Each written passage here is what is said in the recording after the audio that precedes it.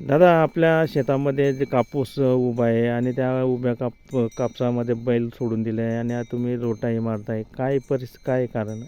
कारण अति पावसामुळे झालं. पाऊस जास्त झाला, जास्त पावसामुळे नुकसान झालं.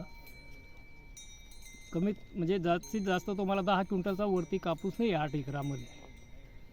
खर्च भरपूर लागला त्याचा. 2 डोस टाकले गेले, 4-5 फवारणी झाली, मेहनत मजुरी तर गेलीच.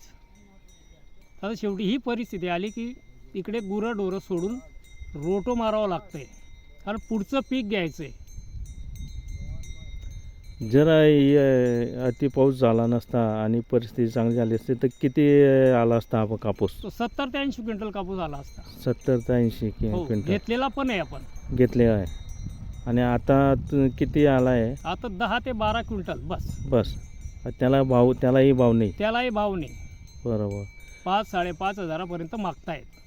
आता आपल्या तालुक्यात शेतकऱ्यांचं नुकसान झालेलं आहे, परंतु आपलं नुकसानच्या यादीतून आपल्या वगळण्यात आलेलं आहे किंवा नुकसान, तर काय तुमची प्रतिक्रिया?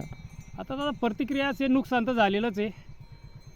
जिथं नुकसान झालेलं आहे तिथं द्यायला काही हरकत नाही, नाव वगळण्याचे कारणच नाही. कुठं जास्त झाले असेल, कुठं कमी झाली असेल, पण आज माझा शेतात जे आहे ते तर समोरच आहे, म्हणजे नुकसानच आहे. तुमच्यासारखे बरेच शेतकरी आहे की त्यांचं नुकसान झालेलं आहे, हो, बरेचसे आहेत.